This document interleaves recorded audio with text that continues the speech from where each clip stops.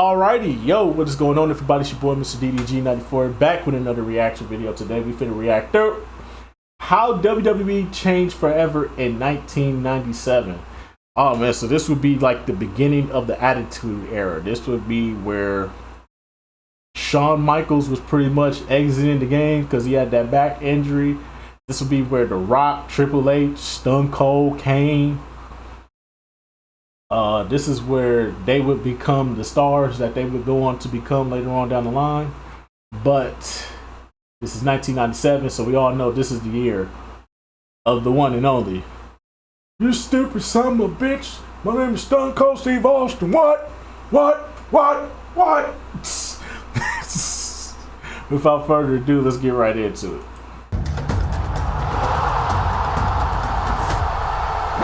In 1997, the Monday Night War had been grinding on for 16 long months, and WCW was beating the WWF into the ground every week in the ratings. In fact, WCW was starting to look unstoppable. Fans barely could contain their excitement to see the NWO and what they'd get up to next. WCW was marketing its product towards teenagers and adults, while the WWF seemed to be aimed squarely at children. In fact, watching them at the time was like having your intelligence insulted, and it really started to feel possible that the WWF could end up going out of business, as the gap in the ratings between Raw and Nitro was now in the millions. At the start of 1997, the Federation was well and truly on the ropes. But looking back, we can see that this was a year of change, a year of regrouping. We didn't know it at the time, but 1997 was the genesis of the Attitude Era. WCW was promoting gang warfare, while ECW was presenting gritty hardcore wrestling with shoot promos, and on mainstream TV, Jerry Springer was reaching his peak. Viewers wanted reality or something close to it.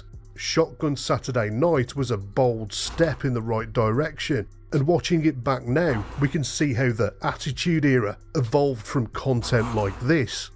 The debut episode aired in January 97 and emanated not from an arena, but from a nightclub in New York. This new show was dark and grungy, and the WWF suddenly felt more real than it ever had before. It was during a match between Goldust and the Sultan where Marlena took her top off as a distraction technique. Sure, her back was to the camera, but the intention was there. This was the WWF, like we'd never seen it before. The other episodes of Shotgun came from different locations around New York City.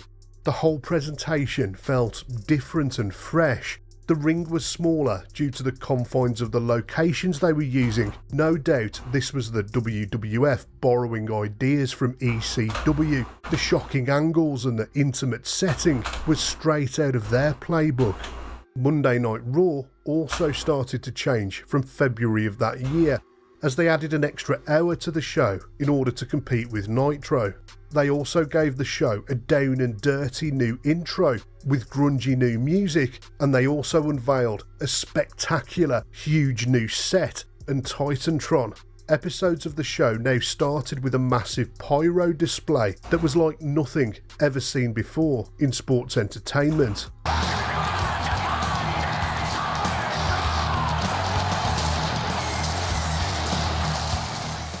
Perception is everything, and them rebranding Raw in this way made the WWF look on the same level as WCW, probably even bigger. And while these changes to the look of the product was important, the contents of the show had to change too. Luckily, McMahon was open-minded enough to see that the writing needed to change as well if he wanted to save his business. Back then, Vince back then, this was the cool Vince. The Vince we got now, sending that nigga to jail. Fuck that Vince. This Vince was cool though. WWF recognised that drama and storylines appealed to a wide audience, and 2 or 3 really strong and compelling storylines running at the same time like a soap opera would bring fans back week after week. The character of Kane and the storyline that surrounded him is a great example of the WWF producing just that. At the Bad Blood pay-per-view, The Undertaker had wrestled Shawn Michaels in a Hell in a Cell match. At the end of the match, the lights went out, and then emerged Kane, who looked absolutely awesome as he ripped the cell door off, took out the referee, and then stood toe-to-toe with The Undertaker before laying him out with a tombstone piledriver. The story went that Kane was The Undertaker's long-lost half-brother. Paul Bearer claimed that as a child, The Undertaker had set fire to the funeral home that his family lived in, killing them. However, unknown to The Undertaker, Kane had escaped the fire, and now he was back for revenge. It was soap opera and horror rolled into one, and it all took place in the wrestling ring. It was such an ingenious creation. Not only had the WWF debuted a three-dimensional character, complete with a backstory, but this also gave The Undertaker and Paul Bearer a compelling backstory too. While The Undertaker was always massively popular with the fans, he was still just another two-dimensional WWF gimmick up until this point, but that changed immediately with Kane's debut. The WWF also started to promote more realistic and mature themes that were aimed squarely at adults. For example, the Nation of Domination became a political group that mirrored the likes of the Black Panthers. The version of The Rock that we eventually came to know and love also got his start in the Nation of Domination. He joined the group and became a cocky, arrogant heel, and it was that trademark arrogance that would eventually make The Rock a megastar. In just 2 years, The Rock would be neck and neck with Steve Austin as the most popular superstar on the roster. Speaking of character development, in 1997, Mick Foley managed to get all three of his wrestling personas on screen in the form of Mankind, Dude Love, and Cactus Jack. Vince McMahon had always been infamous for not promoting any character that he hadn't invented himself, and any wrestler that would come in would end up getting moulded by his own vision, and it was the same with Mick Foley. When he came into the company in 1996, he was given the character of Mankind, which was a fantastic character, but it was still a character exclusive to the WWF. Yet here we were, watching Cactus Jack on Raw, a hardcore legend that was very much created by Mick Foley a long time before he joined the WWF. And with the hardcore legend came an increase in the violence on display in the company too, and Foley would be at the forefront of that violence for the next few years. At WrestleMania 13, it was clear that things were also changing for the established main event superstars. During the darkest days of the WWF's New Generation era, Bret Hart had been one of the few highlights on the roster. At the time, he took up the mantle of company figurehead, or the company's biggest hero. But by March 1997, that spot at the top was no longer his. Now it was Stone Cold Steve Austin that the fans were clamouring for. Austin was an anti-hero that suited the time perfectly. Hart had always been presented as a white meat babyface, but that just wasn't going to cut it in the new WWF. He took some time off in 1996 to try his hand at acting, and that's when Austin started to climb the ranks, and now a feud between the two men was on the cards. While he was away, Hart had been considering an offer from WCW to jump ship, but when he came back to the WWF, he denied those rumours in a promo. When it comes down to it, everything I've ever done and everything I ever plan on doing, I owe it to all my WWF fans. I won't be going anywhere. I'll be with the WWF forever. They were words that he'd come to regret. It was at the end of 1996 when Hart started to develop an angry streak. By this point, he wasn't an out-and-out heel, but the fans certainly started to tire of his constant moaning.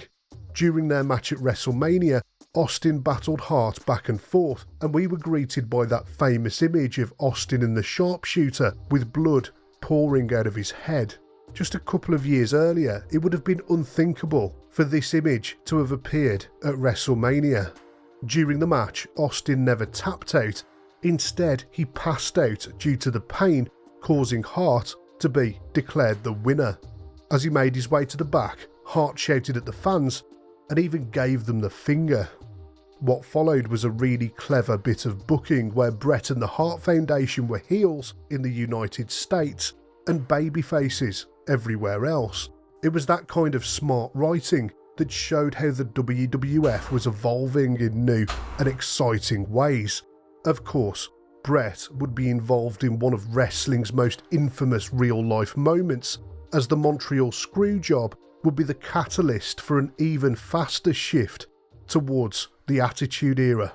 By this point, Hart had decided to go to WCW after all, as Vince McMahon felt that he could no longer afford the massive multi-million-dollar contract that he'd promised to him.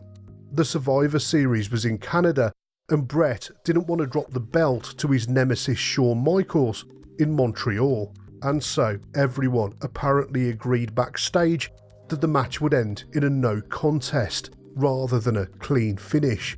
However, McMahon called for the bell while Michaels had Hart in a sharpshooter despite him not tapping out, and so Hart was screwed out of the title in Canada while he was on the way out of the business. It was a sad way for Bret to leave the company that he'd been so loyal to. But for Shawn Michaels, his involvement in the Screwjob wasn't really a surprise. 1997 had been a revelation for him, as he'd been allowed to display his true, arrogant self thanks to the formation of D-Generation X alongside his real best friend Triple H, with Chyna and Rick Rude. DX was a faction that personified the WWF's new attitude as they pushed the envelope with what they could get away with. It was this kind of adolescent immaturity that directly appealed to those young adults that the WWF was looking to attract. After screwing Bret Hart out of the title at the Survivor Series, Vince McMahon did an interview in which he scathingly advised, "I truly believe that Bret Hart screwed Bret Hart, and he could look in the mirror and know that." And so, one of the Attitude Era's most memorable characters was created. This was the birth of the Mr. McMahon character. 1997 was the foundation of a new era in the WWF, and it wasn't long into 1998 before the tide started turning in their favour in the war with WCW.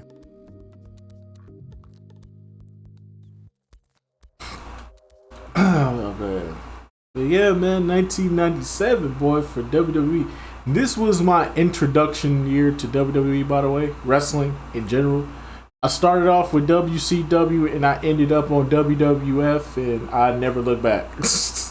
Good thing I never looked back, because damn, WCW, damn.